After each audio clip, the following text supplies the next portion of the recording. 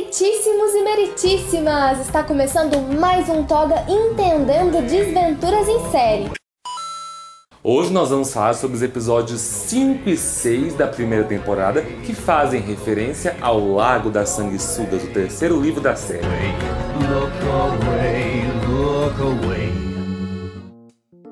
O quinto episódio a gente abre com a dedicatória do Lemony para Beatrice.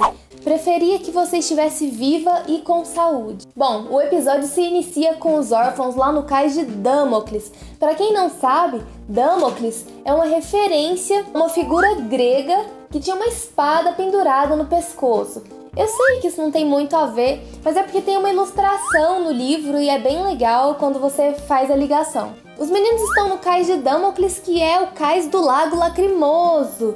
E o Lago Lacrimoso, ele é o local onde se passam a maioria dos acontecimentos ali do terceiro livro e dos episódios 5 e 6. O Lago Lacrimoso é conhecido principalmente pelas suas sanguessugas. E o Lago Lacrimoso tem esse nome por causa do Ivan Lacrimoso, que é um explorador que foi responsável por descobrir o lago. Foi a primeira pessoa a explorar ele. E tem muito sobre a história do Ivan Lacrimoso nos livros extras de Desventuras em Série. Ele possivelmente fez parte do lado dos vilões de CSC. Bom, o Ivan Lacrimoso, ele é o autor do livro Ivan Lacrimoso. Não me diga! O Explorador do Lago. Que é um livro que, no livro... Ai, que tanto de livro!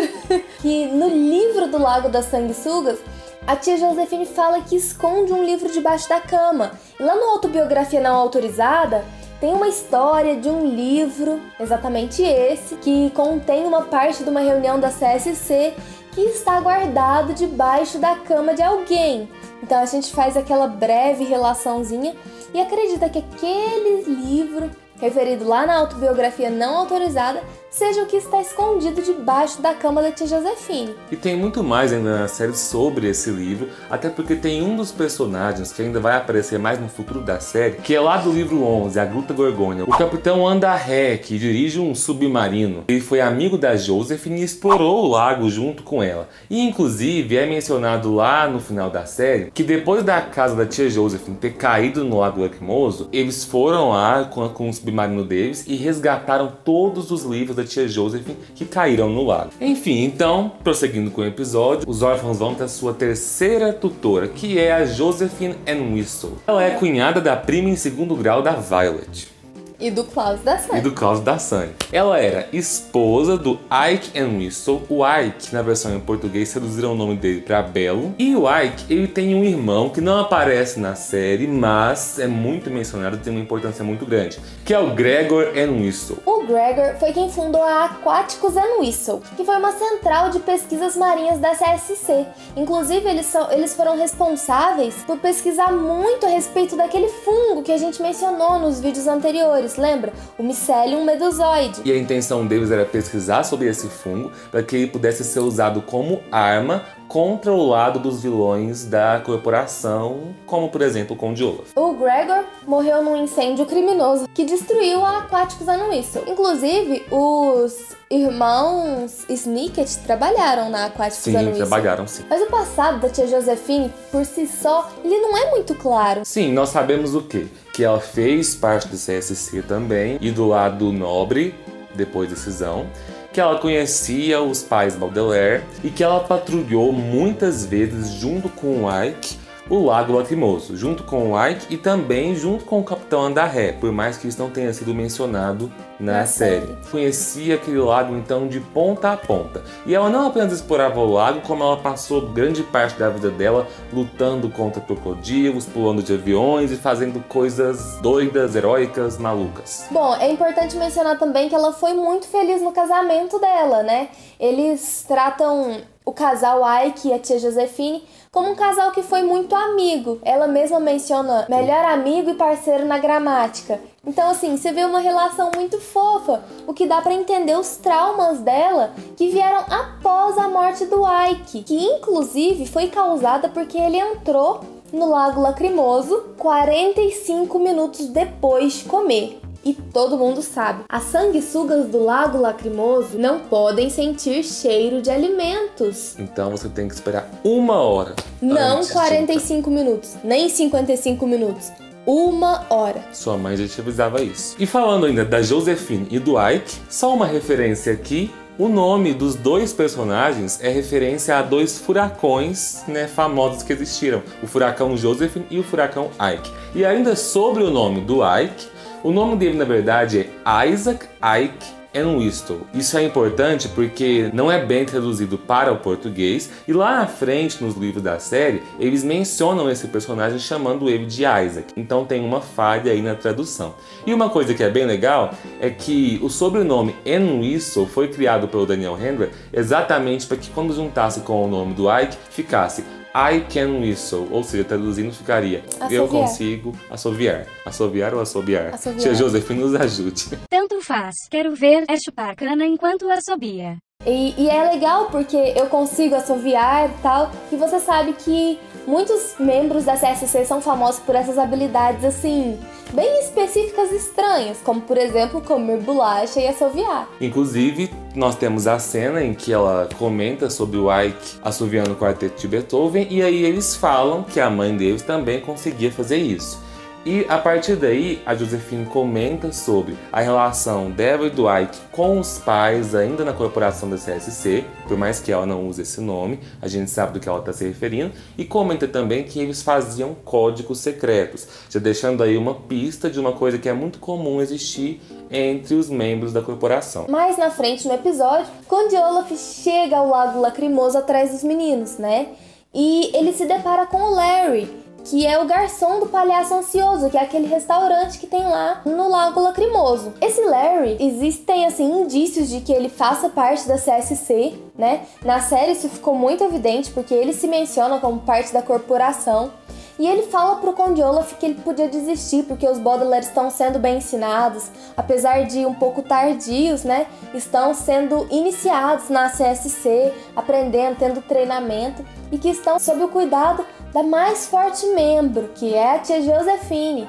Apesar de que o Olaf pensa que é o Lemony, né? Inclusive é uma citação muito legal, que ele na hora fala, né, do Sr. Snicket, mas ele não estava morto. É bem massa lembrar o Lemony nessa hora. Uma coisa que ficou bem clara quando eles usaram o Larry no episódio é o seguinte: na coleção de Desventuras em Série nos livros, tem vários personagens, como por exemplo o Gustavo Sebald, que quando você lê os livros pela primeira vez, não fica claro que eles têm uma importância muito grande, nem que eles fazem parte da corporação. Quando você vai reler, pesquisar, ou então ler, por exemplo, a autobiografia não autorizada, que você descobre que esses personagens têm uma ligação muito importante. Já na série, ao invés de manter essa coisa ali discreta, misteriosa, eles estão pegando mesmo e escancarando todo mundo que é parte da CSC, que faz mais efeito porque mesmo. A série você não vai ficar ali, você não vai ficar ali voltando e pesquisando realmente. Novo, E faz mais sentido até. Pra quem não lembrava da questão do Larry no livro, ele é simplesmente ali então o garçom que aparece vestido de palhaço, e os indícios que mostram que ele é um membro da CSC é uma pergunta que ele joga ali enquanto ele tá servindo os meninos, o Sr. Poe e o Conde Olaf disfarçado. Eu não sabia que era uma ocasião triste. Na série, ele disse essa frase sim no episódio seguinte, numa tentativa de fazer contato com os meninos. Mas os meninos nem percebem isso porque os meninos não conhecem ainda sobre CSC. Inclusive, na autobiografia, o Lemony deixa claro que se um integrante da CSC ouvisse essa frase, ele saberia o que ele tinha que dar em resposta. Que a resposta seria: aqui o mundo é sereno. O episódio 5 termina com aquela confusão do Capitão Sean levando a tia Josephine para um jantar, e a gente tem aquela reviravolta que é o suposto suicídio da tia Josephine com o vidro quebrado e ela desaparecida. E os meninos, lógico, entrando em desespero. Na última cena acontece uma coisa muito interessante. O Lemony finaliza o episódio. Observem aí a imagem e o cenário onde ele está. Isso aqui é só uma suposição que nós tivemos e também que alguns fãs falaram na internet. Parece muito pra gente o cenário de uma suposta ilha, que poderia ser, talvez, a ilha, que se chama A Ilha, né? Lógico. Onde se passa a história do 13º livro, O Fim. Isso é interessante porque nós falamos aqui mais cedo da Aquáticos Entwistle, que é muito importante na família da Josephine. Os pais Baudelaire já foram habitantes dessa ilha e eles tinham um projeto de construir um túnel que ligasse a ilha até a Aquáticos Entwistle. Não tem nada que comprove isso, mas é interessante terem colocado essas duas referências no mesmo episódio. Inclusive, temos um túmulo da Beatriz para quem ele dedica as histórias nesse mesmo cenário, O que, pra quem já leu os livros, sabe que mais um provável indício de que ele esteja sim na ilha. No episódio 6 tem toda a história dos Baudelaire tentando, como sempre, convencer o Sr. Paul de que tem uma mensagem ali na carta da tia Josephine e principalmente de que aquele homem disfarçado é o Conde Olaf, e ele não acreditando, pra variar. Falhando miseravelmente, novamente. Depois que eles são recebidos ali pelo Larry no restaurante, comem lá a balinha de hortelã-pimenta, mas que na verdade na série não é de hortelã-pimenta, é só de hortelã.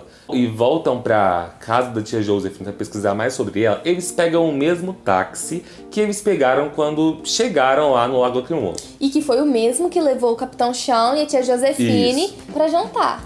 Enfim, então nós temos um personagem que existe ali nos livros que é o taxista do Lago Lacrimoso. No livro, entretanto, o taxista conversa com ele, troca algumas informações sobre o furacão que tá vindo, mas não tem nada assim de peculiar aparentemente sobre esse taxista.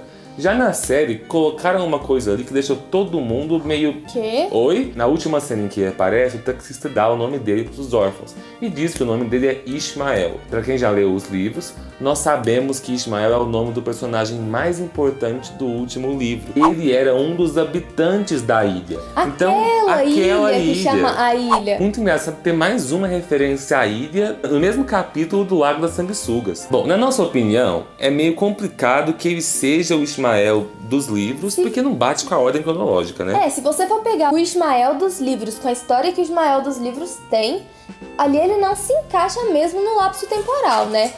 Porém, se você pensar que às vezes o Daniel Handler possa estar mudando um pouquinho a ordem cronológica de alguns fatos, modificando personagens, aí sim, talvez seja. Mas vamos ter que esperar pra ver. Nós temos duas opções. Opção 1, ele é o Ishmael da ilha. Opção 2, Daniel Handler sabia que ia foder com a cabeça dos fãs e vou botar o nome do Ishmael lá só pra...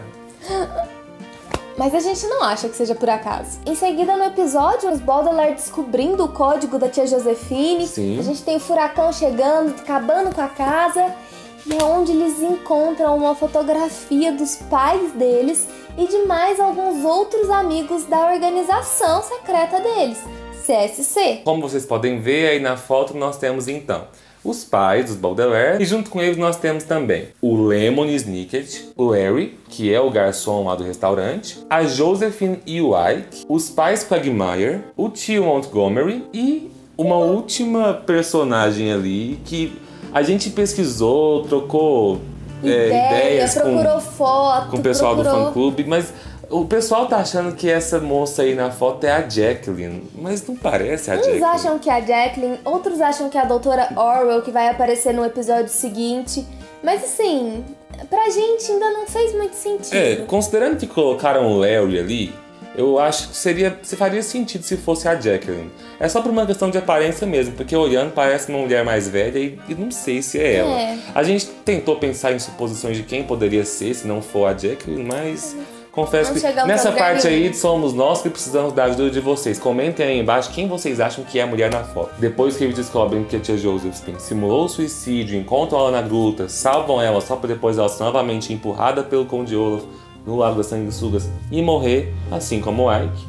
Talvez eles tenham feito dessa forma para mostrar a tia Josephine se erguendo novamente ali antes do seu fim, né? Que teve aquele enfrentamento dela com o Conde Olaf, que eu pessoalmente achei bem legal. Bem legal mesmo. Você cria a expectativa ali de que ela vai se superar para depois morrer logo em seguida. Não, você já sabe, todo mundo já sabia. Você sabia que ela ia morrer. E os meninos chegam de volta ao cais de Damocles, cada vez com a espada mais perto do pescoço. Mas é ali que a gente tem um rompimento de um vínculo, assim, com o Sr. Paul. Klaus olha a foto, vê o nome da Serraria Alto Astral, onde estavam os pais junto com os outros membros da corporação, vê um caminhão que aparentemente é da serraria, e eles decidem entrar ali.